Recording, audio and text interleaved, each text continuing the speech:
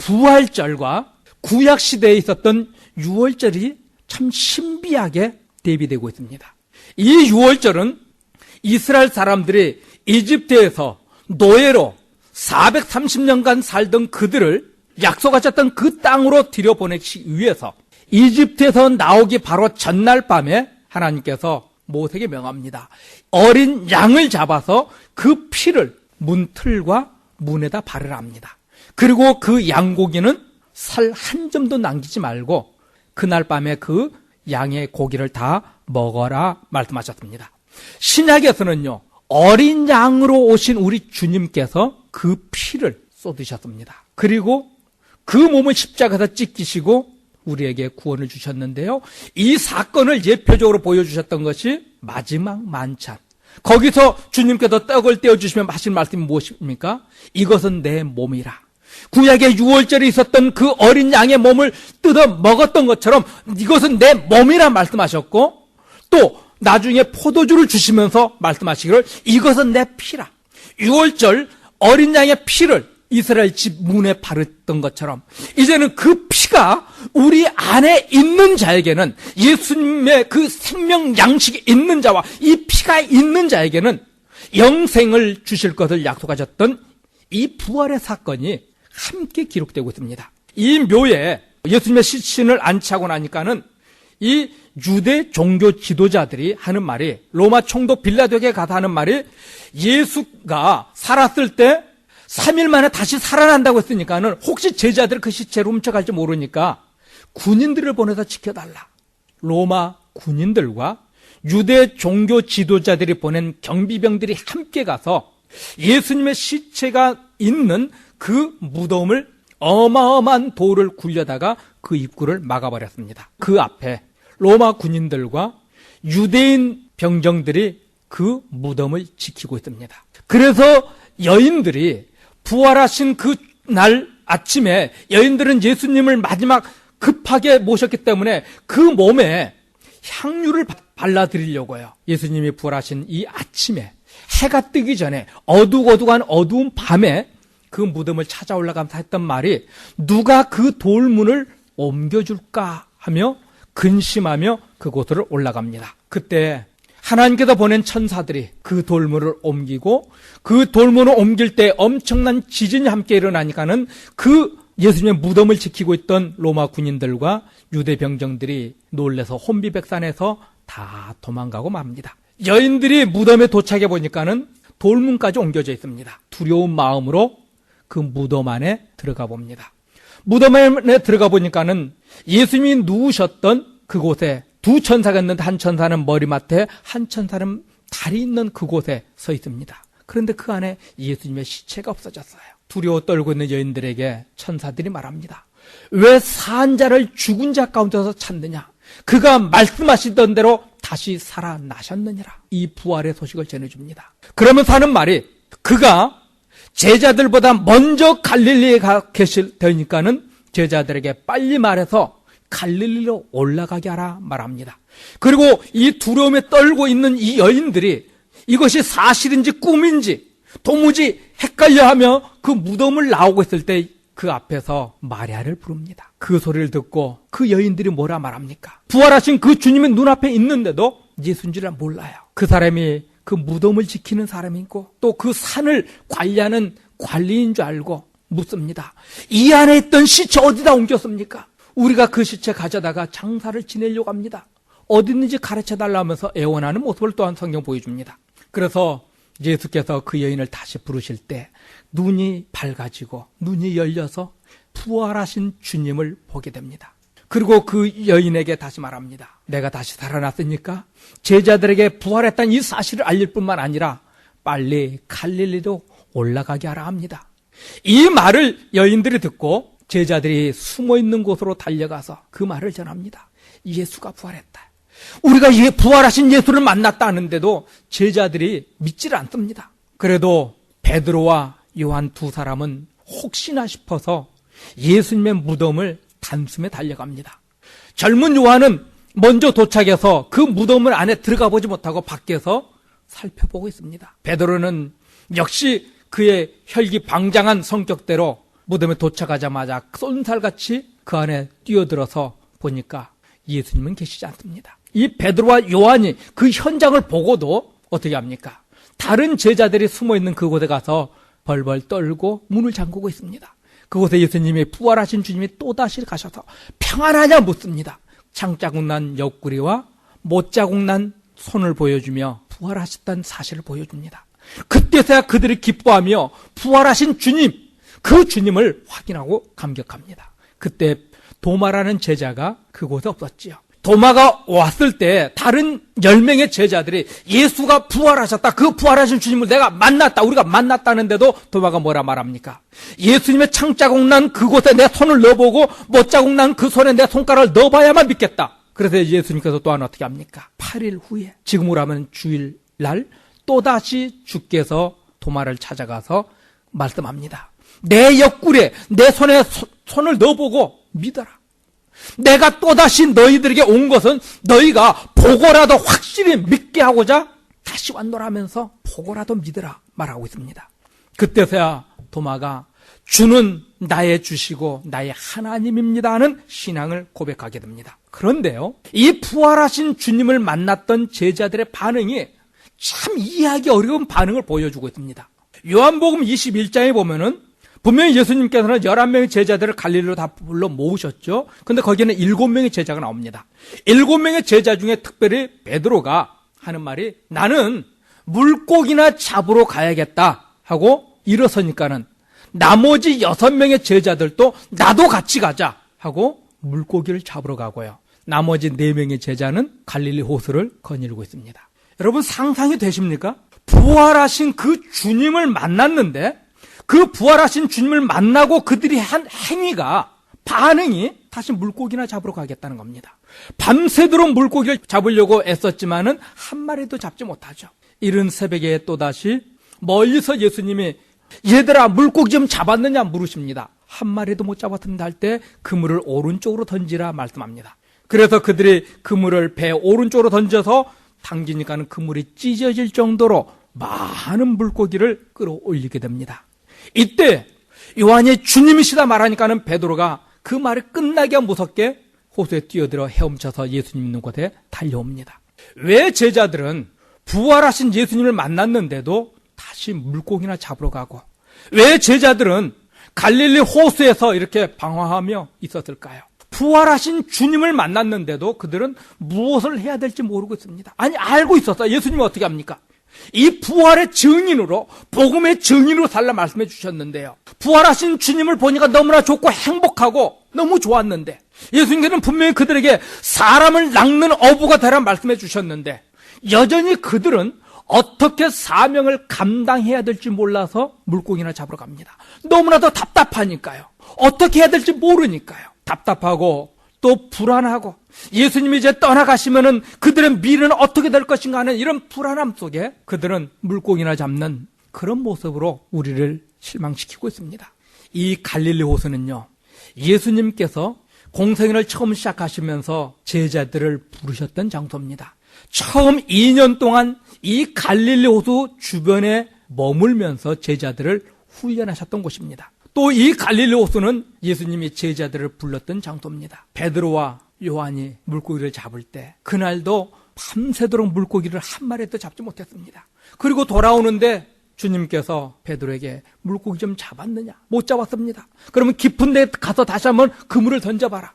그물을 던져보니까 그물이 찢어질 정도로 많은 물고기를 잡았습니다. 그때 베드로가 주님 앞에 엎드려 말합니다. 주여, 나는 죄인입니다. 나를 떠나소서. 부활하신 주님, 그 사건과 예수님이 처음 베드로를 부르셨던 그 사건이 거의 동일하게 나타납니다. 그때 주님께서 내가 너를 사람 낚는 어부가 되게 하리라 불러주셨습니다.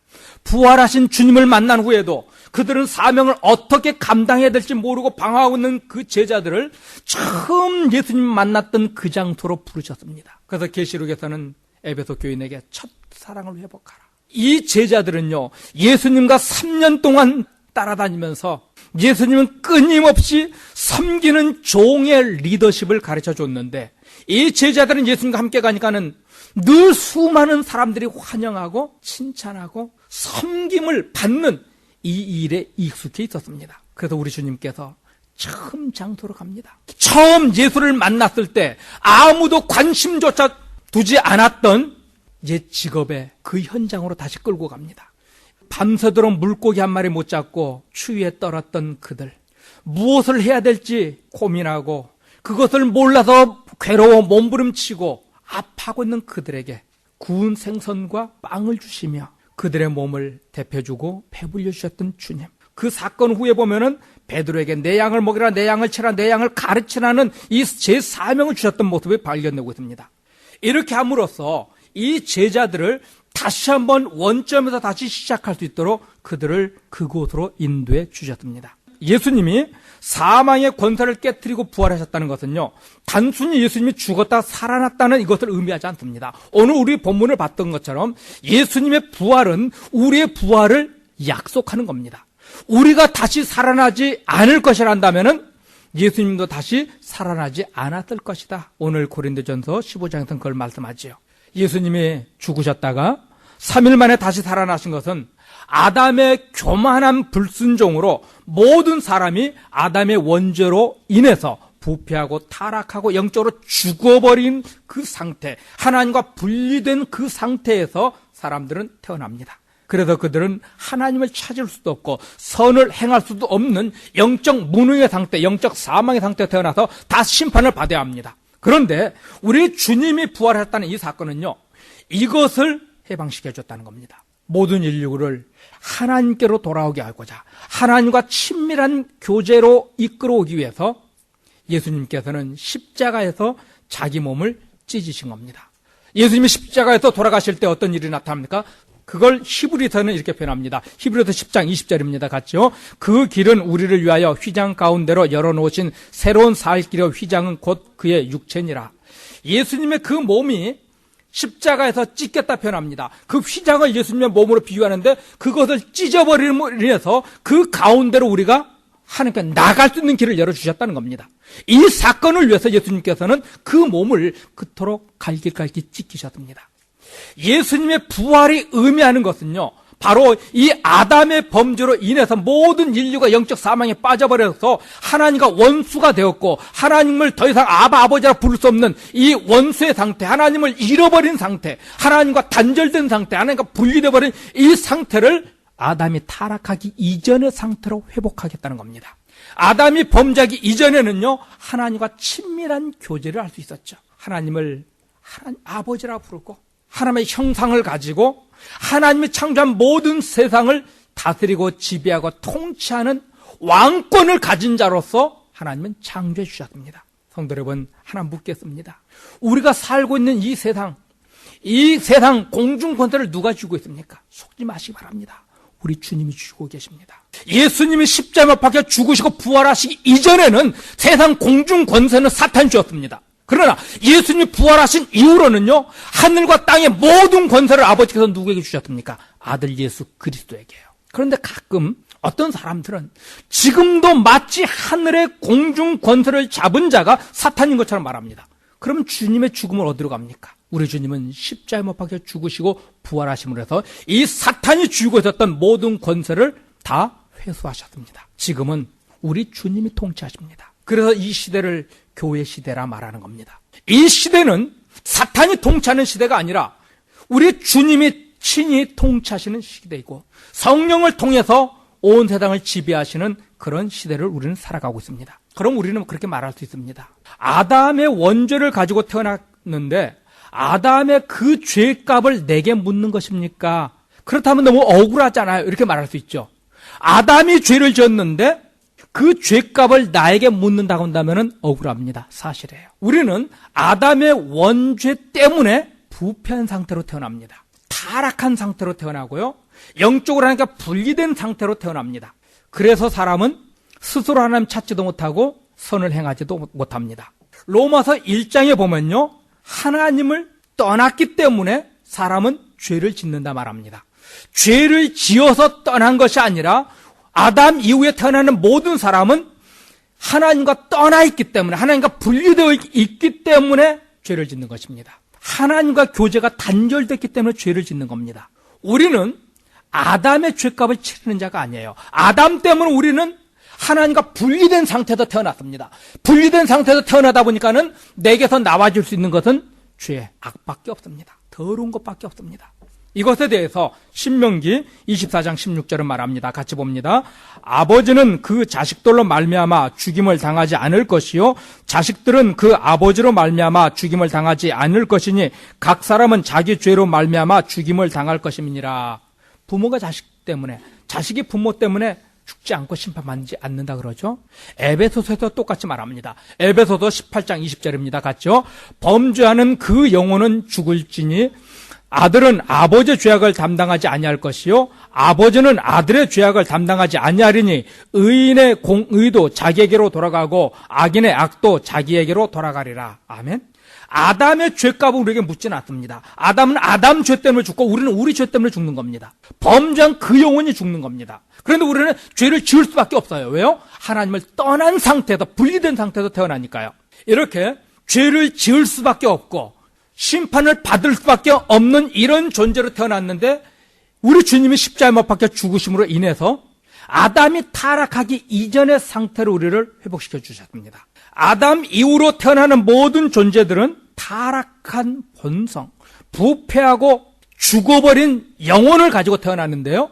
예수를 믿어 나의 주 나의 하나님으로 영접한 그 순간부터는요, 이제는 부패한 본성이 아니라 회복된 본성. 아담이 범죄함으로 해서 하나님의 형상이 거의 파괴되어 버렸습니다. 그 형상은 있으나 마나 할 정도로 완전히 파괴되었습니다. 그런데 예수님이 십자가에 못 박혀 죽으신 이후로 이 죽음의 사건을 믿는 자들은 어떻습니까? 그 형상이 회복되는 겁니다. 예수님의 부활의 사건은 이런 의미를 가지고 있습니다. 우리가 예수를 믿기 전에는 부패하고 타락한 본성으로 살아가서 하나님의 형상까지 잃어버렸기 때문에 도무지 하나님을 찾을 수 없고 선을 행할 수 없는 완벽한 불가능의 상태에 있었지만은 이제 예수께서 십자가에 못 박혀 죽으시고 부활하신 이 사건을 이후로는요, 예수를 믿는 자는 어떻습니까? 잃어버렸던, 파괴되었던 이 하나님의 형상이 회복된 것입니다. 하나님의 형상이 회복됐기에 우리의 본성도 회복되었고 우리의 타락하고 부패했던 이 본성이 회복되었으니까는 하나님을 찾고 선을 행할 수 있는 것입니다.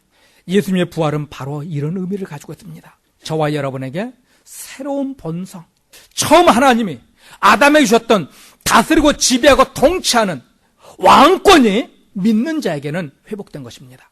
물론 마지막 날 우리가 저 영원한 천국 갔을 때 완전한 왕권, 완전한 본성, 완전한 하나님의 형상이 회복되겠지만, 그러나 이미 우리에게는 예수님의 이 죽으심과 부활하신 사건을 믿는 우리에게는 본성도 회복되었고 하나님의 형상도 회복되었기에 이제는 우리가 어떻게 살아야 합니까? 성령의 능력을 의지함으로 지배하고 다스리고 통치하는 자로 살아야 합니다. 그래서 사도 바울은 말합니다. 하나님이 통치하고 지배하고 다스리고 관리하라고 만들어 놓은 그것 가지고 그것들을 섬기지 말라고 말하지 않습니까? 우리는 그걸 지배하는 자이지 섬기는 자가 아니니까요.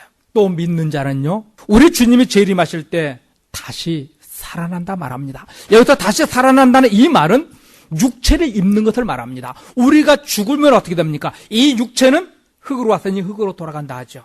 영혼은 어디로? 하나님 나라로요. 믿는 자는 하나님 나라, 믿지 않는 자는 지옥으로 던져지죠. 그런데 우리 주님께서 재림하실 그때에는 우리와 같은 이런 육체가 아니라 예수님이 부활하셨을 때 그 모습을 제자들이 보고 그 어머니까지, 마리아까지도 그 모습을 보고도 예수님을 몰라봤죠, 처음에는. 그러나 자세히 보니까는 주시라, 예수라는 것을 알고 그들이 예수님 발 아래 달려가서 무릎을 꿇고 엎드렸던 것처럼요. 마지막 날 우리 주님이 재림하실 때 우리는 또다시 새로운 몸을 입게 됩니다. 우리 믿는 자도 우리 주님이 재림하실 때 부활체를 입게 될 것이고, 믿지 않는 자는 그럼 어떻게 됩니까? 믿지 않는 자도 부활체를 입게 됩니다. 요한복음 5장 29절입니다. 선한 일을 행한 자는 생명의 부활로, 악한 일을 행한 자는 심판의 부활로 나오리라. 이 말씀은요, 선한 일을 한 사람은 부활해서 생명을 얻게 되고 악한 일을 한 사람은 부활해서 심판을 받을 것이라는 말씀입니다. 선한 일을 했던 사람은, 여기서 선은 예수를 믿어 하나님께서 의롭다, 칭의, 선포해 주신 이 사람을 선하다 말하고 있고요. 악한 자는 어떤 자입니까? 이 칭의를 받지 못한 자들이겠죠. 예수님은 우리를 마지막 날 재림하실 그때 새로운 육신을 입혀줄 것을 말씀합니다. 우리가 방금 봤던 이 고린도서 15장 13절에 있는 말씀처럼 우리는 반드시 부활할 것입니다. 우리의 부활이 이루어지지 않는다면 예수님도 부활하지 못했을 겁니다. 성경은 지금 그것을 말씀해 주고 있습니다. 예수님의 부활로 우리는 저주가 아닌 영생이 확증되었고요. 예수님의 부활로 우리도 부활하실 것이라는 사실을 우리에게 말씀해 주고 있습니다. 성도는 이미 세상을 이긴 자입니다. 주께서 말씀합니다. 보라, 내가 세상을 이겼노라. 사망아, 너의 쏘는 것이 어디 있느냐 말씀하고 있습니다. 사탄을 이기고 죄를 이기고 심판을 이기고 사는 자의 삶으로 우리 주님께서는 이미 우리에게 그런 삶을 허락해 주셨습니다. 하나님을 아버지라 부를 수 있는 이 놀라운 영광을 우리에게 입혀주셨습니다. 아담에게 지배하고 다스리고 통치하는 왕권을 가지고 살라셨던 이것처럼 이제 부활하신 주님을 만난 우리, 예수를 영접한 우리는요, 하나님을 아버지라 부르고 하나님 앞에 언제든지 예수님이 나갈 수 있는 길을 열어주셨잖아요. 언제든지 달려가서 하나님이 주시는 그 권세를 가지고 세상을 통치하는 왕권을 가지고 살 것을 성경은 우리에게 말씀해 주셨습니다. 물론 부분적으로 미약하고 부분적으로는 약한 부분이 있습니다. 그러나 기억할 것은 하나님께서 여러분을 세상에 지배받는 자로 더 이상 허락하지 않습니다. 세상을 지배하는 자로요. 착각하지 않기 바랍니다. 지배한다고 하면 우리 크리스찬들이 자꾸 착각하는데요. 출세 성공을 자꾸 생각합니다. 한국 초대 교회의 큰 병폐, 박정희 대통령과 함께 잘 살아보세를 외쳤기 때문입니다. 새마을 운동할 때 잘 살아보세를 외칠 때 교회가 예수를 믿으면 잘 될 것이다. 잘 살아보세에 같이 동참했습니다. 그 잘못된 최면술에 빠져서 교회들이 어떻게 합니까? 교회가 커져나가면 복받았다 착각합니다. 부자 되면 복받았다 착각합니다. 그렇지 않잖아요. 복받은 자는요, 죄를 미워하는 자입니다. 하나님의 법을 사랑하는 자입니다. 그런데 이 잘 살아보세에 취해서 교회가 불법적인 방법으로도 교회를 키우려고 하죠. 한국의 큰 교회들, 부동산 투기 안에서 교회 커진 교회 드뭅니다. 한국의 기독 기업인들, 크리스찬 기업인들, 또 크리스찬 정치인들, 불법을 자행해서 재산을 늘리고 힘을 키웠습니다. 그리고 하는 말이 예수 잘 믿었더니 이렇게 복을 받았다 말합니다. 사기꾼들이에요. 우리는 출세와 성공이 우리의 목적이 아니라 하나님께 어떻게 발견되고 인정되어질 것인가, 이것이 나의 삶의 목표가 되어야 되고 그것을 향해 달려가는 자들이 되어야 합니다. 여러분은 여러분이 가지고 있는 그 인생의 문제를 다스리는 자로 불러주셨습니다. 여러분이 가지고 있는 그 환경에 짓밟히고 지배당하는 존재가 아니라 어떤 환경까지도 오히려 다스리고 지배하고 관리하고 통치하는 자로 살아야 되는데, 오늘날 많은 크리스찬들 어떻습니까? 자기 삶에 스스로 잡혀가고 환경이 잡혀가고 세상에 잡혀가고 살지요. 이거는 부활하신 주님을 만난 자들이 아니에요. 부활하신 주님은 어떻습니까? 어떤 환경 속에서, 아니, 예수님은 죽음으로써 사탄을 이겼고요, 죽음으로써 하나님의 뜻을 이루어드렸습니다. 우리의 삶은 어떻습니까? 과연 하나님 앞에 완전하게 순종하고 있습니까? 한번 돌이켜보셔야 되잖아요. 우리의 가장 큰 행복, 우리 주님이 나의 주님이라는 것, 이것이 행복의 조건. 예수님께서 열어주셨던 그 길로 언제든지 하나님 앞에 달려가서 아버지, 하나님을 아빠라 부르는 이 기쁨, 이것이 우리 행복의 조건이 되어야 되잖아요. 이 부활의 날에 이것을 저와 여러분이 회복해 나갈 수 있기를 원합니다.